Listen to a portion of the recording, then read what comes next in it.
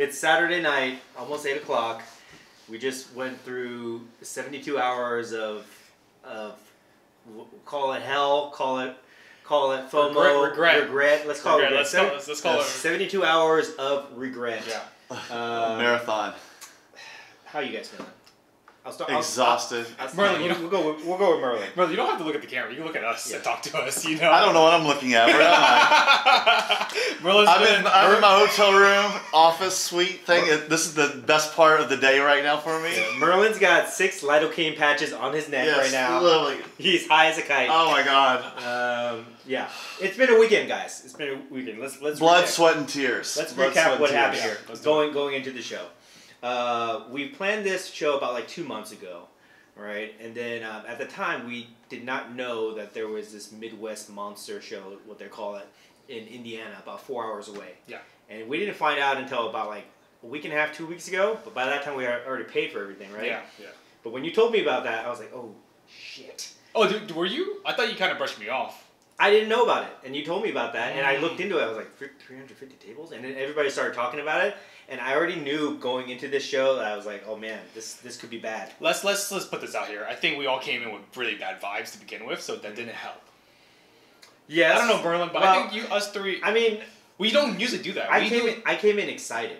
Because we had Toronto. It's a big city. We had Toronto, which was really bad. We had Newport, which was just like whatever. Okay. So I was really excited for Chicago, especially since the last show everybody spoke so highly of it. Yeah. Yeah, and this is where the Nationals held at the Rosemont Convention Center. Yeah. The last Chicago show, I had FOMO for not going because I was watching all the posts, so I was excited about going to this one, and then we got here, and it was just like the minute we got here, everybody that I talked to was like, oh yeah, there's a Midwest monster, going on this weekend. That even sounds scary, the Midwest monster, It does. And I was like trying to be optimistic, but I already knew that like this was going to be bad. Wait, when did you know, like, you're like, oh shit, this is... A couple days going into it, because everybody kept asking. Oh, so you knew before going everybody in. kept asking and I've got a lot of friends that, have set up with us in Dallas that are all there. We know many people that are there, and they're texting me like, we're going to miss you, Merlin, over the weekend, and let us know. And so we're texting back and forth like, how are you doing over there? We just got there. How's it over there in Chicago? Yeah. I was optimistic though going into it until I walked into the convention center and saw the layout and just how small it was compared to what I thought it was going to be. So it started off bad. Well, I will say we did get an Uber together. That was kind of nice. Yeah. We met up at the airport.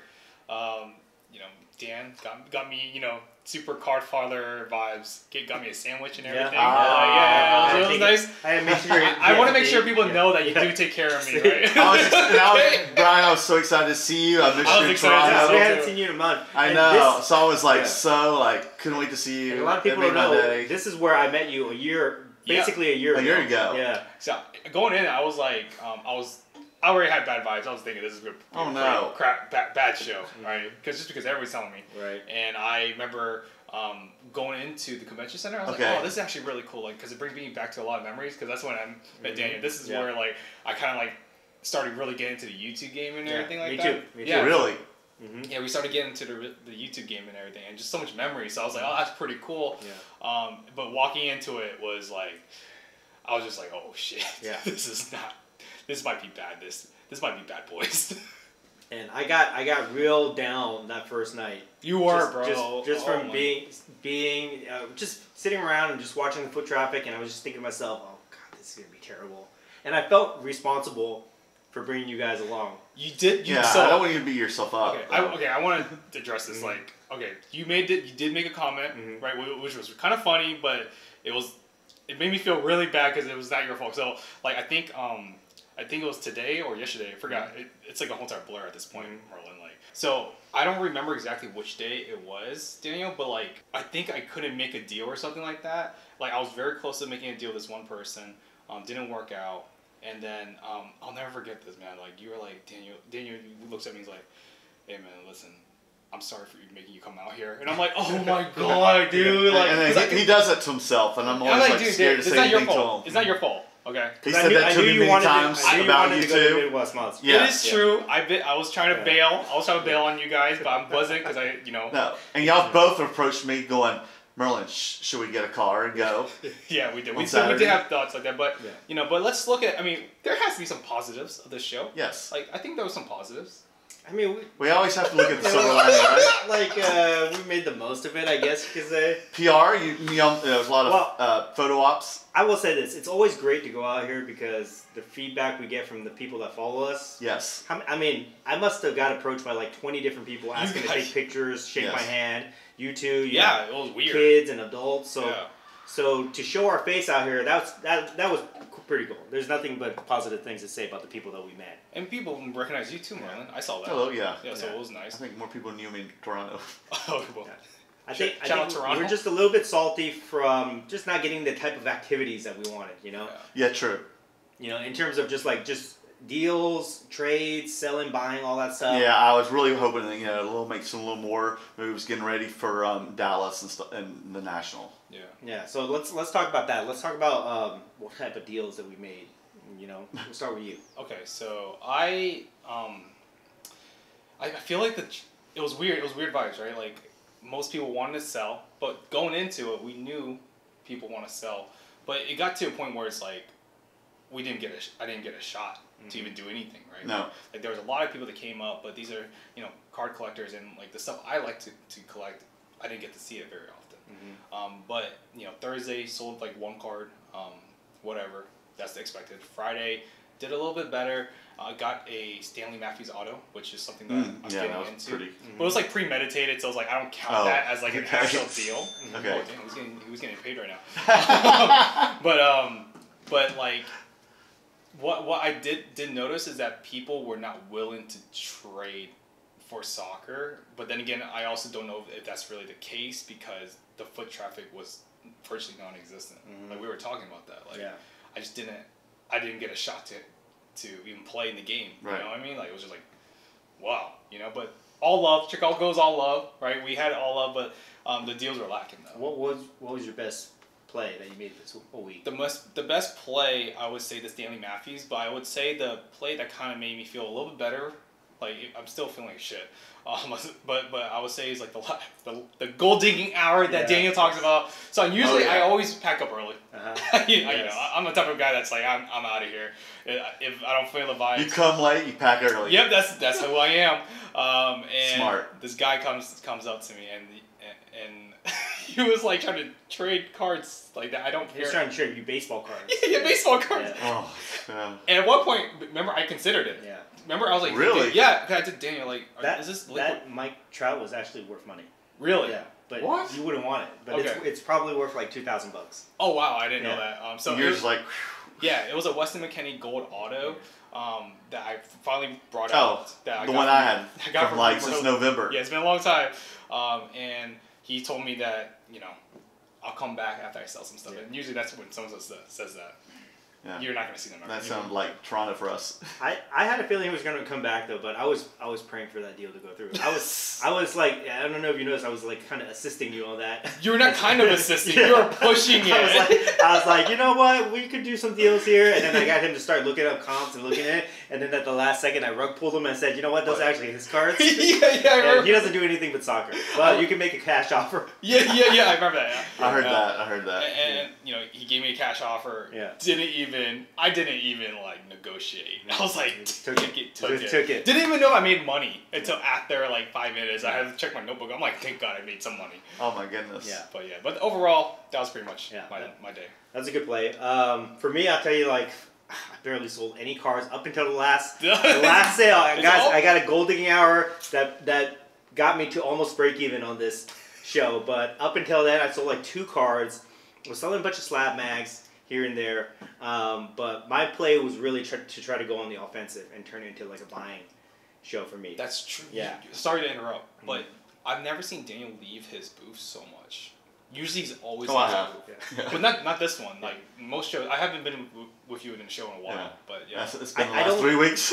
I don't like to leave my table because I feel like good deals come to me. But this show, there was a lot of there was a lot of good stuff. Yes, we should talk about. That's a positive. Like if I that's good. Yeah. If I was motivated to spend the money, I could easily spend $10,000. Yeah. And bring home some really. There was stuff. a lot of goodies here. There was, I have to say. Yeah. Yeah. Let's talk And about we the even deals. missed out some good stuff. I'm ready for this. Some of the best deals I made were today, where I picked up all these like, I don't know if you guys can see this. These postcards. They're not postcards. They're called exhibit. You're gonna just extend it out a little further. They're called exhibit cards, and these things are a really cool play because I've been learning that vintage is king right now in my book in terms of how safe it is. But I picked up these exhibit cards, and they're just so unique. And all I got to do is grade these, and then they'll be like $200-300 a piece, basically. Oh wow! So I pick them up for like some of these are like only $3.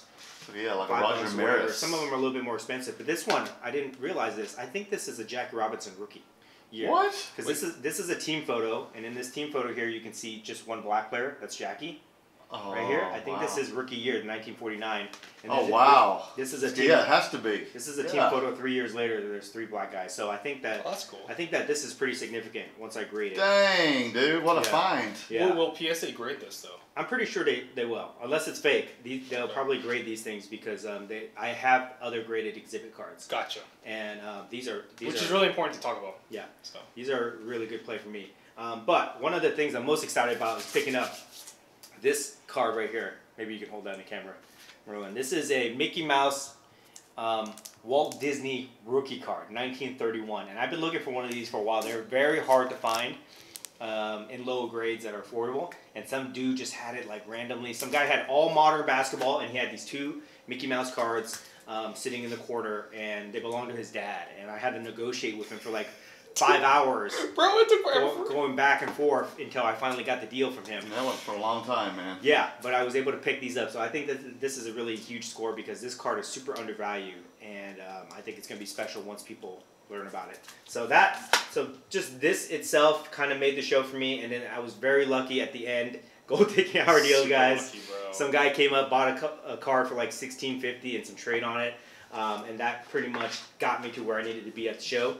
But that just shows you guys like why it's so important to like stay till the end. Okay, what are you looking at me? Stay till the what are you end. looking at me? Gold digging hour deals.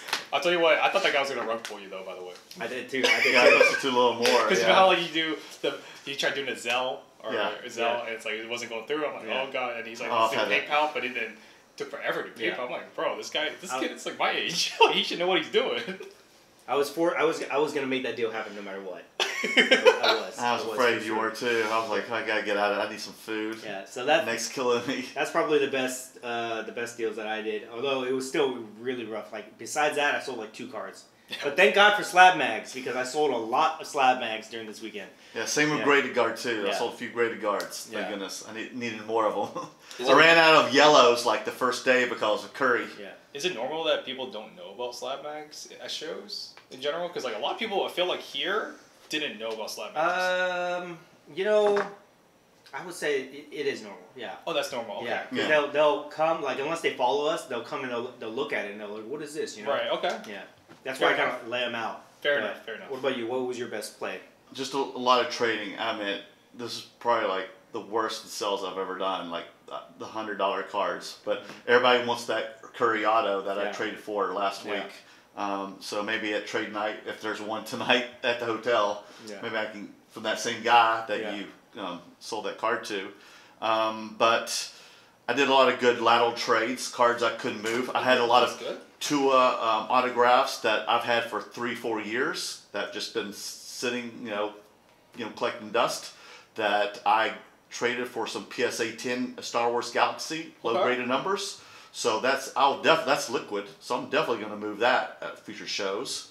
I have tons of customers who will buy that even on IG if I post that instantly. So I'm very happy with that because I can't move Tuas. Okay. If he's watching, and some other sports cards I couldn't move. I forget what they were. But you got out of them. Oh yeah. At least you're returning in inventory. Yes. Like, we talked about that. And then Marvel cards. Oh, really? Okay. I moved a lot of Marvel cards too. Yeah. Some Spider-Man cards for some other good cards. For more for music, I traded some music cards for more music cards I like. So I was pretty happy with my trades. My trades were very good. We talked about that last time in the last video where the importance of doing lateral moves. Yeah. Just to freshen up the inventory. Yeah. I couldn't even do that.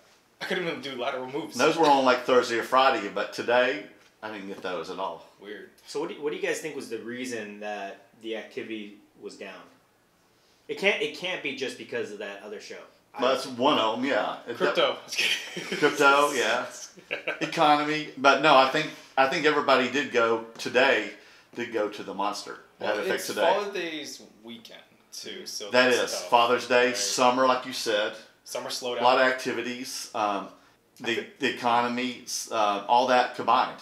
I feel like people were selling a lot. Yeah. Because they were trying to sell to us. They're trying to get liquid. They're trying to get rid of their cards that they don't want anymore, and they probably see opportunities in the future, to get some really good cards at a good price. So they're trying to, especially leading up to the National, they're probably trying to, get those cash reserves. They were trying to pump and dump on us. Yeah. Well, more than dumping on me. Yeah. But I think people forget that cards are pretty cyclical by the year. In 1 year, typically from what I've heard is cards starts moving in the fall, right? Throughout the winter or whatever, and then it starts slowing down around summer. That's when the slower time. So that's why that factored in as well. I think it's a combination, and obviously the Midwest Monster. I hate that Midwest Monster right now. I hate both shows right now. I mean, I will say it's a little bit of a letdown for the promoters. Go at them. To host a show and just not bring in the crowd that needs to be here to sustain a show like this. You know what I mean? That's crazy. Yeah, they even had great guests here for autographs too, which surprised me. Yeah. They didn't have the crowd for it. One thing I'll say about promoters, sometimes some promoters care about how well their vendors do, and some promoters don't. They just put out the event there, they open the doors, and whatever happens. But I just tell you, for us traveling into Chicago, we're not going to come back because we didn't have a great experience. So that's something that I wish the promoters who hosted this show would probably pay attention to, for the future. And then you're a promoter now, so yeah, I am. So you can now what the mindset that you have to be successful. It's tough. You have to really care. And it's really surprising when I was doing my show, the fact that we sent 2 emails just to communicate on how where to park, certain things to look out for. Loadout times, people were saying that's one of the best communication a show promoter has, and that's cool. I'm glad they're gassing me up, but that's also sad. That shouldn't be the benchmark, right? So that's something that I agree. Because for me, if I didn't, for my show, if there was no foot traffic, I would have blamed it on me. That's what I would do. That would have been my personal responsibility as a show promoter. But I don't know. I know some show promoters, they just want to get their bread, right? So let's talk about this, guys. I think this is very important. Going into the year, we had this momentum where we were going to out of town shows, right? Going and finding new people, making content, and things were good. We had the activity level where we needed to be. We're making money. The last few shows, though, I've noticed a big letdown in terms of the ROI that I'm getting coming out to these shows, where it's at a point where I almost feel like I need a break. Oof. I need a break, or I need to change up the strategy.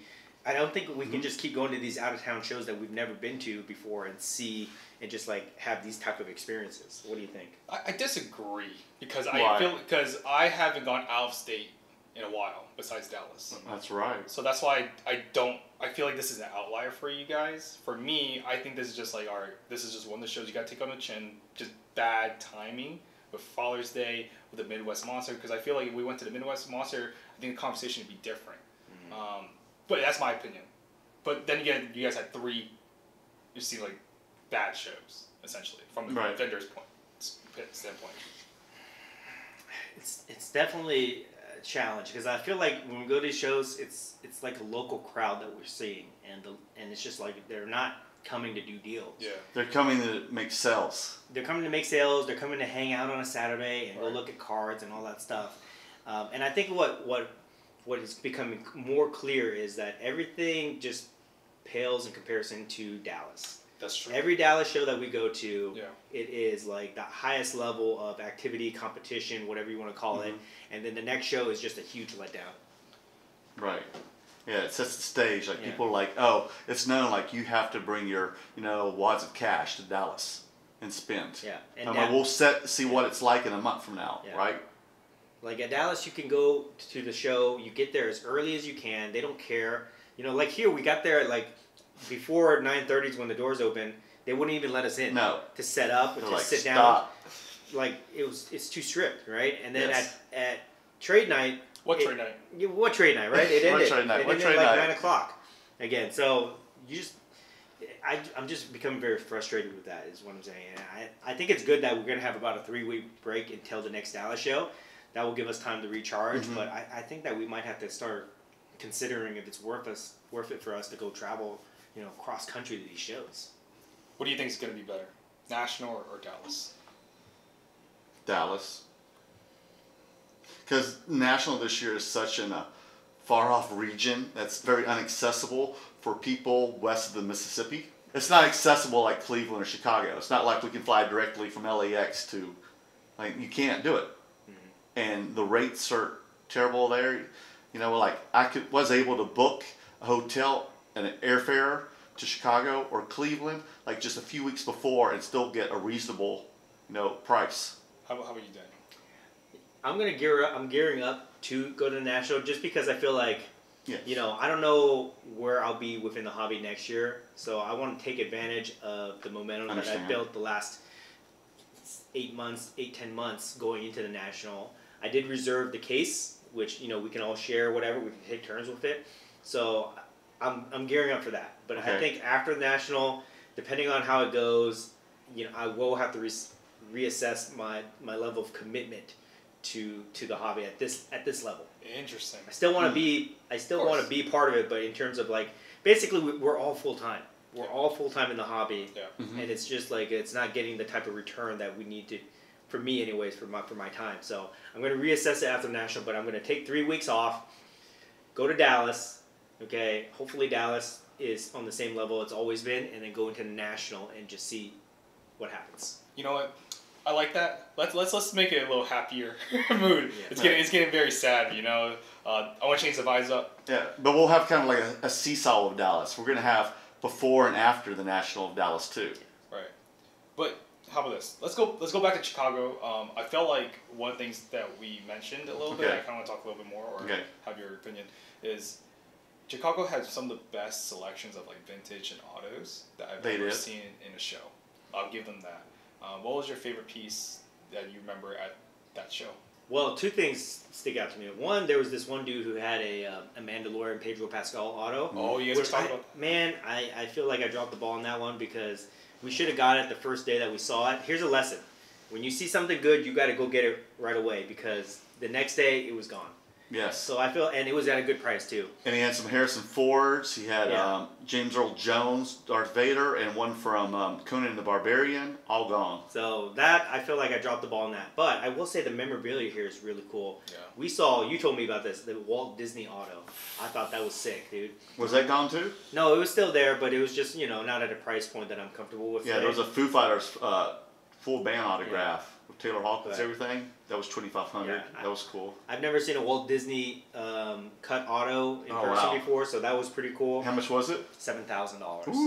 You know? Not slapped. It wasn't slapped. Yeah. But still, it was nice. Yeah, but I don't. Again, people don't realize like how significant that, or like Walt Disney is. Bro, you know? Disney is like that's bigger than Apple. That's why I got this card. Exactly. Right?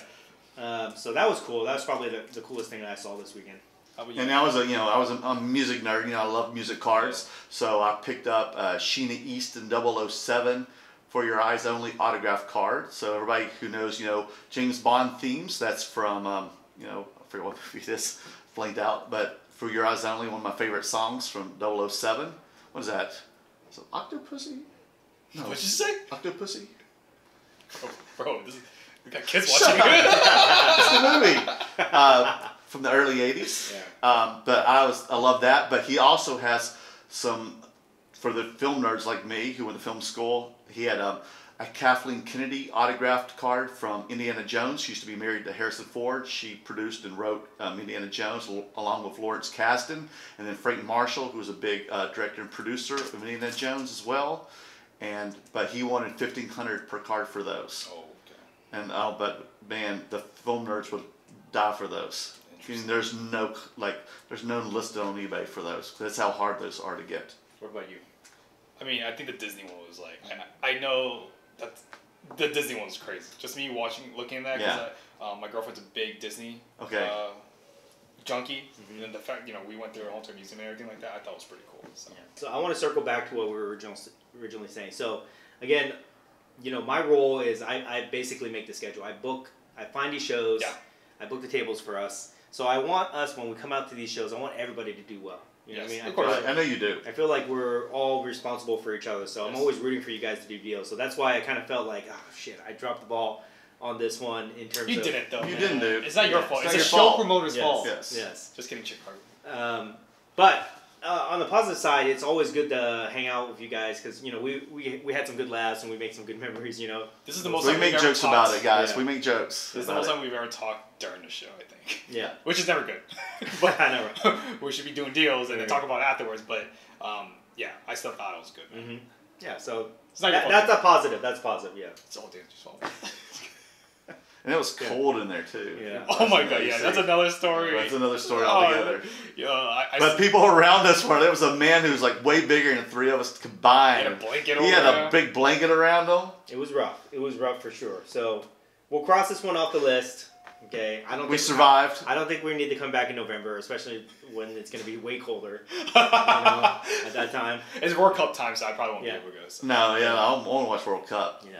So. Yeah. But. One thing about Chicago that you liked about. How about that? Oh, we like the food. Got some pizza. Got some good hot dogs here. You got your first Chicago dog? I ate 4 hot dogs, boys. Oh my god! I'm glad I'm not going to be on the plane with you tonight. He ate 4 hot dogs in 5 minutes, guys. Oh my god! Yeah, this is not the July 4th hot dog contest here. It was disgusting to watch. Some people would call that impressive. Just saying. Oh my god. Joey Chestnut here. No, Matt Stoney, man. Okay, that's time's up. All right. He's got to go to the airport, so we'll wrap this up. This is the Break Even Club. Yeah. We'll see you guys in the next episode. Hopefully we'll be a little bit happier, guys. We'll see. Make sure to give a thumbs up for Daniel. Yeah, make sure. Okay. And subscribe to our channels. We're not kidding when we say we try to break even, guys. This is total break even at its best. We didn't break even this time, but no. The next one maybe. This is all broken. Yes. Bye.